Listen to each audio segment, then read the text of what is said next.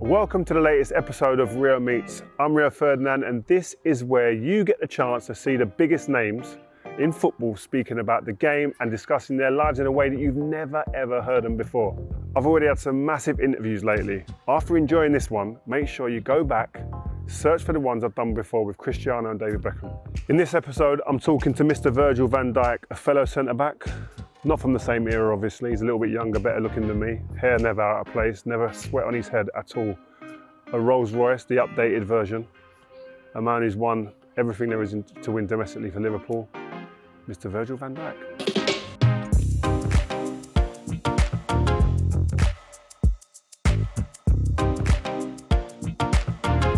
Well, we have the new and improved Rolls-Royce sitting next to me.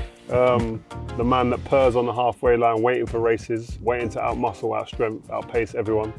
Mr. Virgil van Dijk, how you doing, man? Very good, thank you. I was just saying, when you walked in, you look lean, man.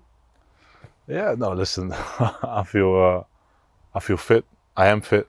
I do a lot of things in order to be fit and stay fit. I think you can see, obviously, apart from the year I got my injury, I think I've played almost the most games of the team. So obviously staying fit is a big thing in my way of life. And in order to do that, you need to make sure you eat well, rest well, and I've got a little team around me that makes sure that's the case. And I think that's, if you want to stay at the top, that's definitely a major thing. You've got a team? A little team around me. Yeah, I like this. This is what I like to hear, man. So what do you got, like a chef? Fitness coach, obviously massage, treatment. Yeah, those are the main things, basically. And obviously it's very important. And I think it really benefits me, and it's for me very normal, but obviously it costs a lot of work. Good. So, new season, new manager, Arne Slot. What have been the changes that you've seen since he's come through the doors at Anfield? He's been very clear with his ideas, how he wants us to play, how he wants us to defend. And we do a lot of work, a lot of meetings, a lot of video that gets shown on things we're doing well, but obviously things that we have to improve as well. And I think everyone's enjoying it so far. What are those clear principles like? Give us a bit of insight into, like, what's he coming and you've gone, wow, I didn't expect that, I didn't know that, but obviously that's clear, we've got to do this now. I think it's just different patterns, and obviously I think if you watch us play now, you see, that we are quite open in adapting to opponents as well, in possession, but obviously also without the ball, on how to play. And I think it's that's key. Opponents could trying to hurt us with two strikers are pressing, or maybe three, or just one, and we have to find a solution on that. And we have different patterns in order to do that. And that's definitely something what we train on week in, week out, and also on the fact that at the end of the day we want to keep clean sheets. I know you're very strong, you're quick, you're able to kind of dominate situations. Do you really enjoy that? Is that what you want to get in those battles, or maybe you want to stay away from them and use it when you have to? I think what I do like is in order to think ahead of anyone else. So when you see the opponent's centre back got the ball and you see your striker on your right shoulder, and you know that the opponent wants to play him in his feet, try to adapt before the ball even comes. And I think reading the situation before it actually happens, that's the main thing. And I think if you do that, you don't come in difficult situations. And obviously it's never guaranteed, because when it happens, you have to be ready to defend and everything that comes with it. And I enjoy that as well. But I think if you can prevent, last ditch tackles, can prevent situations where you 1v1 all of a sudden, and just, win it beforehand, job done. And I think that's something, it's very difficult, but that's something I really enjoy doing as well. And then it looks like he didn't have much to do, but there's a lot of things. Sweat, man. That's why you don't sweat and the hair don't come out. Well, it's a lot of hard work that, it's beforehand done. It's reading situations, don't make unnecessary meters. when you already can prevent so many stuff with your brain. But if it has to be physical, I'm here as well. You're there. That's why I used to always say stay on your feet. Like people like Carragher slide tackling at Anfield all the time. I used to think, what's going on, man? But Virg, hybrid fullbacks coming inside the pitch. Like, what impact, when you was first told about that, did that have on you and your position in the team? Last year when we started doing it, you know, obviously when we had, for example, Trent, and that's in that case coming inside, then obviously I'm playing more in the middle because you shuffle a little bit and become a free. Yeah, a little bit. Also because there's more space on the right hand side for us, and you just have to adapt your position. But we're only doing that obviously in order to get playing, like get the ball in the right position in order to attack the other side, and that's the main thing really. Now you have to be flexible. I think as a fullback you have to be able to, in the way we play, of course, not in every team does it, but in order to be able to read the situation, if the ball's on one side and you feel like the space on the inside and you can make more space for the winger, then you have to try and be able to adapt. And I think that's the big thing in the way we play. It's nothing is fixed, you know. In obviously speaking about the fullbacks, it's about being able to adapt and eventually show your qualities. And I think obviously we speak about Trent. He's quite a good footballer, so quite not bad. So it's very, very good to get him in the right position in order to be important for us. Are you always thinking about that? Like, I want to get our best players who are best with the ball in the, even if they're a right back, and thinking forward about getting them into areas they can really hurt the team. 100%, yeah, definitely. And obviously, you try to, first and foremost, you want to win the game. So in order to do that, you have to get the best qualities out of everyone, defensively, but offensively as much. Get Mo in 1v1s, get Trent on the ball in the right area so he can get assists. You know, get Jota 1v1 as well, or get Cody 1v1, or so we try to do that as well. And you know, we all have the same goal, and that's winning games, and that's what you have to do. Because I remember when I played, I didn't really have to think about a lot of things. I had to think about my striker, and then me maybe getting the ball. Easy job you got though. Easy job, man. Wow. But 1v1 most of the time, but me against the striker, stop him, and then give it to the players that can play. How different is it for you now as a centre-back in today's game tactically? Because the systems and all of the information you guys are getting seems a lot more than what we had. The responsibility that us centre-backs get in terms of possession and build-up, because obviously everything is like step by step nowadays. Like the goalie gets the ball, we go to the centre-half, you have to try and find the midfielders. If they're 1v1, you have to overplay the midfield and stuff. And it's nice. I kind of enjoy it because it gives you sort of that creativity in order to, you know, make the right decision. But you also have to then pay attention on what the opponent is doing.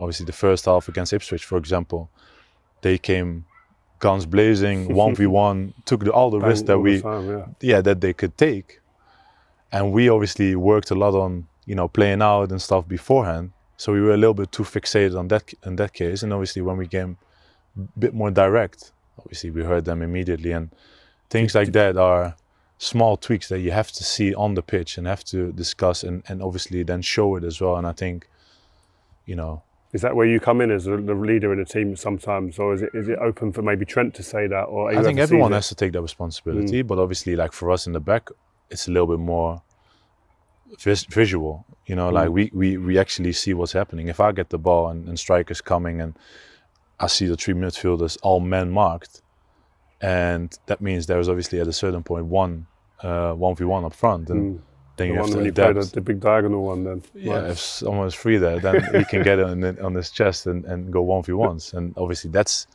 something. But if they don't, then you have to try and find the free man on the midfield as well. And that's why it's constantly thinking, adapting, and go for it. That's one of the things I think I would have found more difficult playing. There's so much to think about now. You can't just focus on your own game. Yeah, no. That was what a lot of us was able to do in our time, and that's a big difference. Talking about yourself personally as a centre-back, how has that position evolved over the years? You've played obviously in Holland, Scotland, and now in the Premier League over many years. How has that position evolved for you, and what have been the difficulties or the things that you've enjoyed most? Well, you know, obviously when I played in Holland, I was playing for FC Groningen, of course, and it's a mid-table team back then. Obviously didn't always or every game had the ball like 60-70%. And I think in terms of the way centre-backs has to play, I think it's about adapting on opponents. And obviously I play at the club now where we have most of the time the ball as well. So you have to defend with big space in behind, and I'm very comfortable with that. I'm used to it. I know that I'm, you know, the leader in the last line as well, that have to organize protection, and it's something I enjoy as well. So I really, you know, enjoy playing the centre back in the modern era, and I think I've done quite well as well. You talked about being a centre back in the modern era. There's so much different stuff now compared to when you went to Scotland even, and then up to where we are today, inverted fullbacks, the rotations in the middle of the pitch, etc. How do you adapt, and have you found that when you're the centre back behind all of this going on?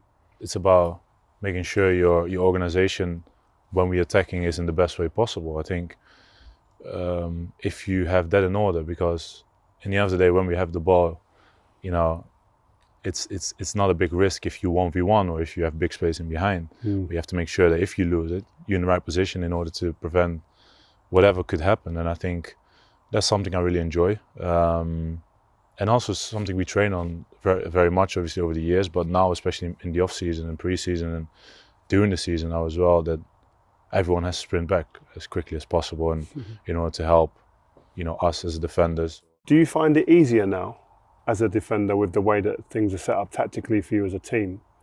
Or do you think is it more difficult now? There's a lot more to think about, a lot more going on. I think it's key for the guys who are organising the rest organisation to make it easier for yourself. I think if you don't communicate well, you know, you put yourself in trouble, and you can make it not as easy as you like. But if we're attacking and I'm not organising when the striker stays up wide, that someone has to be there in front, then obviously I could get in trouble myself. So it's all about communicating, and I think that's a big task for a centre-half. And that comes to leadership as well. And I think that looking at you, I watched you closely over the years. I think you've grown even more every single season, talking more, communicating more. You can see the gesture into players and the impact you do have with your teams. Is that something that's come naturally to you, or you've had to kind of develop that yourself? I think it came quite naturally. I started to become a captain when I was 17 at the academy still in Willem II, and I felt like I grew into that. You know, I grew into it, but it came naturally. Obviously, I think my second year in FC Groningen I became the captain as well. The third, Southampton I became the captain at my second season. So obviously, I felt like that role is something that suits me, and I really enjoy the responsibility anyway. But if I don't wear the band, then it doesn't change who I am. It's about, you know, communicating, organization. It's all about these things in order to make, you know, the rest of the team better and not conceding goals. And I think that's the main thing. And I really enjoy them.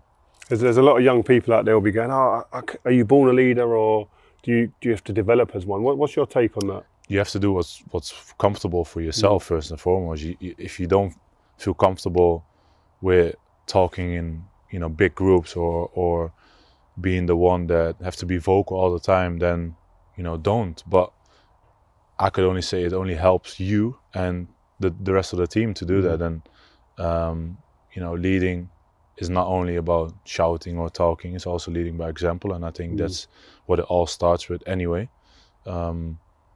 And you know, I think that's the case, but I definitely feel as well that you are sort of born with that, you know, presence and feeling of, you know, wanting to take that responsibility for the rest of the team or the club. Because you're the big voice in the team as well. I see you shouting at people and stuff.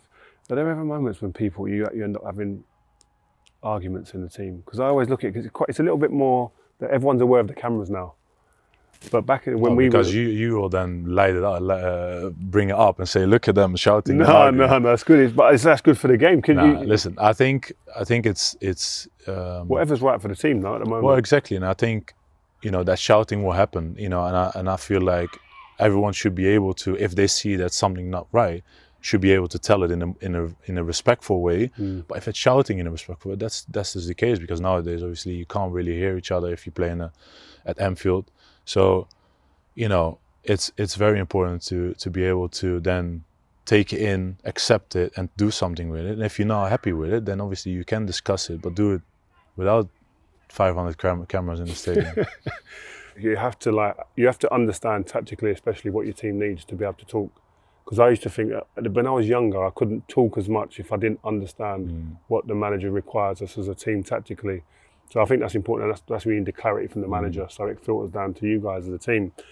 Talking about that, I used to really kind of think about the triangle of the two centre-backs and the goalkeeper, the huge importance I used to think that was for our team structure and foundations. Is that an important thing for you as well? 100%, and I would include the number 6 with that as well. You know, we are the ones that making sure that there is a solid foundation if we attack, that when the team is counter-attacking us, that we have that responsibility in order to prevent goals. And I think it also gives that stability to the rest of the team, that confidence of I can go whatever and do whatever I'm good at, and yeah, that's always a good thing. What are we doing, guys? This is Manchester, man. So we're back with umbrellas. We are in Manchester. This is normal. We expected it. We've got umbrellas everywhere because this is what happens when you come to Manchester, and you're used to this now, no? It's all good, mate. Well, we were talking about partnerships there. I wanted to go into that a bit more because I really do value that. And you've got partners at Liverpool that you play with, Kwanzaa, Kanate now. But do you have to adapt your game for each individual partner? And if so, what do you have to adapt? I don't think I will have to adapt, but I definitely know what their qualities are, their strengths. So that's something I definitely have in my mind, and you have to complement each other in the best way possible. You have to, deal with certain situations when they happen, when your partner is going in for a challenge, or when they're, there's a ball in behind. What do you do? So communicating as well in terms of when there's a cross or anything. So because we know each other that well, it's sort of automatic, but still you be on top of it. Do you do a lot of training on your units like that, like defending crosses? Yeah. I look at a lot of defenders, young defenders, and the basics. What in our time, and I hate to always go back to our time, but the basics we're always doing defending crosses, so you're comfortable in those areas. Always difficult to defend crosses, as you know. But it feels to me a lot of the time with the defenders now, the importance is a lot more like when we've got the ball or when we're defending higher up the pitch. Yeah, listen, whatever others are doing, but I think I can only speak for ourselves at the moment, and we train a lot about, defending crosses, sliding across, helping a fullback, doubling up, pushing up, of course, that's the main thing. And like you said, maybe it's the basics that maybe fades away a little bit, but not in our case, to be honest. So we definitely work on it, and we have to keep doing that, because sometimes the basics are the most important things in order to prevent goal. And obviously, when you play as a centre back, you're always in key battles. Who are the guys that give you the most problems in the game? When you go into a game, you go, listen, I know this is going to be the real deal today. I've got to be the top Virgil van Dijk. I would say in this case, then the City and Arsenal, especially from last year, it's always tough against them. You know that if you're not focused for a second or slip up or whatever, you could get punished immediately. But it's that's the beauty of the Premier League anyway. You play against good strikers week in, week out, and then you have this year the Champions League back again. So it's only something I really enjoy, and it keeps me on my toes. And I love it. Because as a fan watching football, I love to see them big battles, and like yourself, even against Mbappe. I'm as a pundit, I'm sitting there saying, please give me a 1v1. And you're obviously saying in the game, in your head, you don't really want to get a 1v1. No, definitely not. When it happens, then you've got to deal with it. And you've dealt with them situations throughout your career. Yeah, well, when these things happens, if it is him, obviously, or other strikers, you have to be ready to show what you're all about. And I think to prevent coming in those situations, those are the best things, because that means you're doing a good job as a team and organization. But if it's going to happen, you have to be ready to defend, and yeah, that's part of being a Premier League or top defender as well. Who do you look at and do you consider, like, you go, listen, that then defender, he's been on top of his game the last couple of years? Would you go, well, he's doing his thing? Well, obviously Saliba is making very good steps at the moment. Yeah, he's on the first one I just have in mind now. You know, he's a solid one. You know, I think in possession he's doing a good job. Does he remind you of yourself a little bit? Because I liken him to you a little bit in a lot of aspects of his game. Yeah, maybe. You know, I think if I'm honest, when I was that age, I was nowhere near where he was today, and obviously that's the beauty of football as well. You know, I like to watch other defenders and pick up so many stuff from them. There are so many good ball playing centre halves. There's so many. Even now you're doing that, yeah? Yeah, definitely. Wow. Because you know, when you watch the game, and I definitely watch games, especially on the highest level, and you can always pick up certain things. But I also have in mind that teams are defending in a different way than we are defending, so you have to keep that in mind too. Well, what have you picked up from someone recently? Is there anything that stands out? No, I think especially in ball possession, you know, the way you position yourself, because obviously we are a team that has the ball a lot. Yeah. And I play on the left side as a right footer, centre half, obviously for many years. And sometimes, you know, it's good to pick up the positioning of certain players and what they do. And I feel like at any age you can keep learning, and I definitely still do them. Going back to like comparisons of players and stuff like that, what do you feel or think when, for instance, you get compared to me, I'll get compared to you? What's your feeling on something like that? Are you one of those competitive animals that's like, I'm better than him, or are you just quite calm with it? I don't think, you know, with all due respect, I don't think you can compare players that play in this era with players who played in eras from 10 years or 20 years ago. I think you all have to respect what they did in their time, and that's how I see it.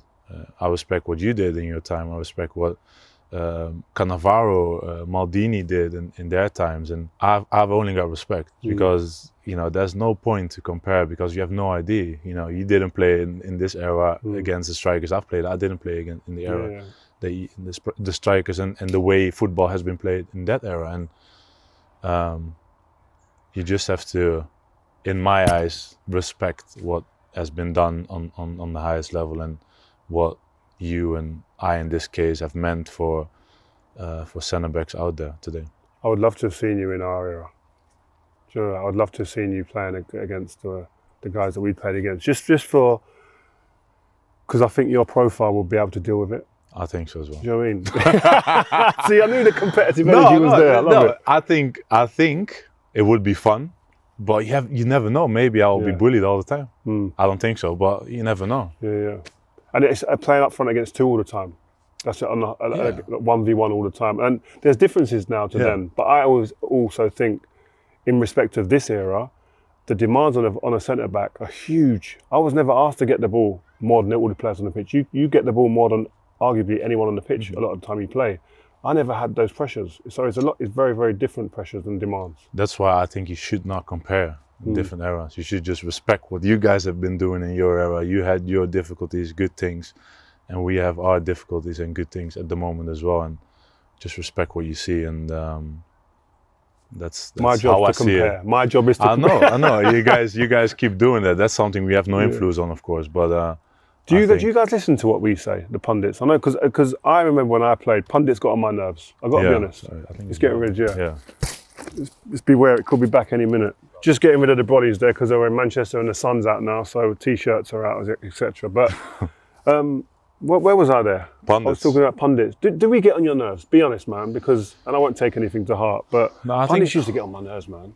I think what stands out a little bit is that you say you always get on your nerves with pundits, and you became a pundit yourself. So I can't believe that, because I don't think I would be a pundit, because I would just be a bit like Ian Wright. I think a bit more respectful, a bit more just showing more love. But you know, I know you as a pundit sometimes you have to be a bit more controversial. You have to be hard on certain things, otherwise you get boring and stuff. But it's part of the business, you know, and we all know that. But if you're younger, it's more difficult to deal with than when you're a little bit older and the life that as a football player, it's always a bit like you as good as your last game, and you either the best of the best, or you could be the worst of the worst. So it is what it is, and I'm fine with it because you know you can't change it. Do you try and help the younger players with understanding that? Because obviously your experience and you've got to a place where you're really quite comfortable in your own skin, but younger players maybe sometimes, like for instance, if I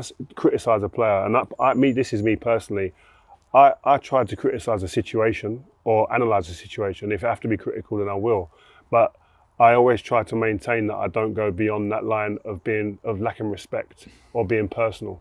And I hope that kind of comes across, but sometimes people might take it differently. I think that's the main thing. I think if you stay respectful, then obviously you know, criticism is part of the game. And going back to the first question about if I'm helping younger players, I definitely, you know, would have my opinion and try to help younger players whenever they're needed. But not only younger players, because you know nowadays, I think, you know, we spoke about the difficulties that you guys had in your time. I think that one of the difficulties, and also a good thing, could be social media, and everything nowadays could reach you, you know, in different ways, or people can say and do whatever they want. And you know, if you always on social media, you know, it's quite difficult to block the noise, and but you still have to deal with it. And yeah, I try to, if I see that someone is impacted by it, then I try to definitely help. Just touching on the point you mentioned there, there's a lot of ups and downs in the career of a footballer, whether it's the start, middle or end of your career. There'll be a lot of young people that watch this who are going to go through problems or ups and downs in their life. How do you deal with adversity? Like, what is there any methods that you have or pointers you could give to any young people? Well, never give up first and foremost, and keep going. I think that's the main thing.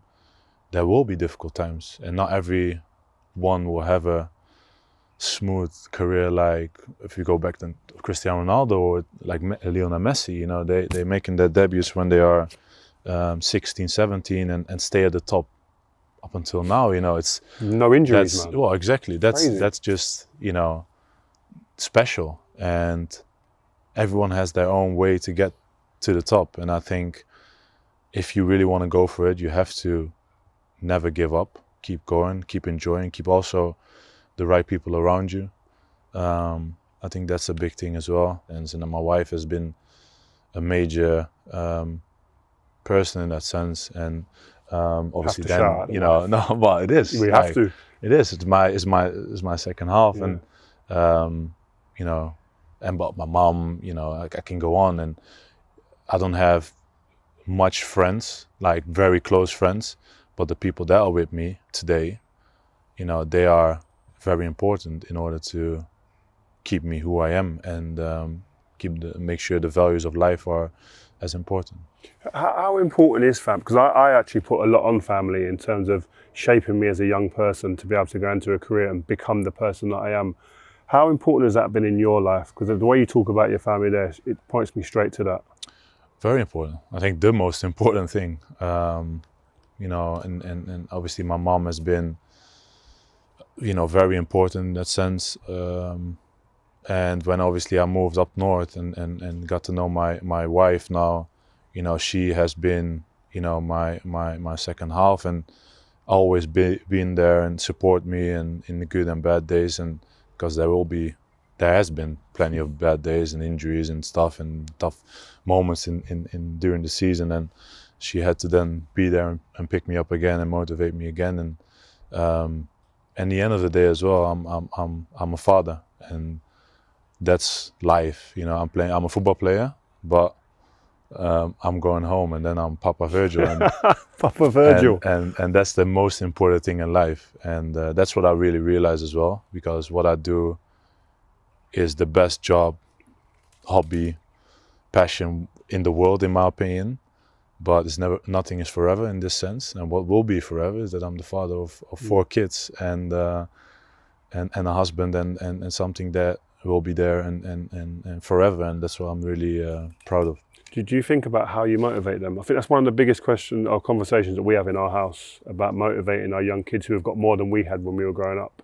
Well, we're in that stage now where they have to, you know, where we let them figure out what they would love to do in terms of whether it's sports, music, whatever. then obviously we try to motivate them to become better. And you know, my eldest, for example, is very good in field hockey. She's very sporty. All the kids love music, so we're gonna find out. You know, we're gonna find out. But the Van Dijk band. Well, you never know. But I think it's very key in order to, if you do something, make sure you do it well. And I think that's something we definitely have in our family. You said you're not going to be a pundit, so now we've crossed that off of your job description in the future. What about management? I said no, but that's also because, you know, from coming to this hectic, busy, you know, on it life, but my family is sacrificing a lot, my wife and my kids, to then have a year off or 2 years off and then going back into it. I don't think I see it happening, but never say never. I really feel like I definitely will give something back to football. I love working and seeing younger players out there. I like going, for example, to the Liverpool Academy to watch the... Oh, you go over there and watch the games? Yeah, on the 11s, 12, 13. I watched the other day, I watched the little tournament on the 16s, if I'm correct. Wow. And just a couple of games, but also because of the joy, and you know, it's just nice to see. And them seeing you come to a game, big Virgil van Dijk on the sideline watching me play. I know, because the thing is, I know when I was younger and I was 8 or 9, and we had a training session, and the first team players from my team back then, Willem II, they came and, like 2 or 3 players, they came and trained with us. And I'll never forget that. And I know what kind of impact it makes to the younger boys and the younger generation, but what they give to me as well, seeing them happy and playing with pure joy and nothing in their mind or thinking, oh yeah, anything. That's something that brings a lot to me as well. And that's going back then to the question. I would love to stay in football in the future, but at my time. And I don't know which kind of role, and it's too far away to think about it. No, it is. What style would you be? Would you be a defensive manager, or would you be like on the front foot? No, front foot. Yeah? Front foot. Ooh. Playing football with front foot. Oh, nice. But I don't think I'm going to be a manager. So my last question is, man, obviously we're here with McDonald's and grassroots, young children are here. Your first coach that you had, what made him such a good coach? And if you could say something to him now, what would that be? You know, one of my first coaches that I actually now and then still speak with, we had a meeting in the dressing room, and I don't know exactly what it was about, but I know one thing that he said, maybe 1 or 2 of you guys here will make it to the first team of you know, Willem II at the time. And yeah, listen, I couldn't believe it. Like, obviously, I know this, you know, will be more players, and it won't be me, you know, like. But that comment just sticks to my mind. And obviously, I won't say I'm the chosen one, but I definitely, you know, I'm the one that made it out of the team and became what I am today. And you know, it's obviously a journey that I've been having so far, and obviously it's definitely not done. That has been special, and one day I will properly reflect on everything that's been going on. But you know, my career has been obviously a journey that I really enjoy for many reasons, not because I'm, you know, at Liverpool at the moment, but more the fact that, you know, so many ups and downs, injuries, not having a contract, and then going obviously to a totally different club up north in Holland, and you know, completely changed my life, live on my own, you know, starting in the under 23s there on the bench. Then the end of the season, I made my debut in the first team, and step by step came where I am today. And it's about being there for such a long time and staying there, and that's something what makes me proud as well. And yeah, it's been good. How important is it for you to be a part of a project like this, just enabling young people to have fun while playing football? Yeah, definitely. You know, I think McDonald's is doing an amazing job. You know, it's been special, and I said it before. You know, for me, watching younger kids and seeing the joy and stuff, you know, it gives you so much back. And I'm really looking forward to be out there with these guys and make their day. What they don't know probably that they will make my day as well. Well, Virgil, listen, it's been a pleasure. Thanks again. Pleasure's all mine, man. Thank you. Absolutely love having those in-depth chats especially with a centre-back, someone who played the same position as me, who is the best in the world right now. Remember to leave us a little review, give this feed a follow, and make sure you never ever miss an episode. And if you've enjoyed this, make sure you go back and search for Cristiano Ronaldo and David Beckham. Rio Ferdinand Presents is the home for my 3 new podcasts. First up, we've got Rio Reacts, where you'll hear my raw, unfiltered opinions on the biggest breaking stories in the game. Next up is Rio Meets. Like this episode you've just listened to, I've got some great names coming. Make sure you spend a little time and listen to what we've got going on. Quality time with them, chatting like you've never heard before. And finally, it's Rio Presents. Every Monday, myself and Joel Bayer, alongside a few of my old teammates and some friends from the game past and present, talking about the biggest points in the game from the weekend's football.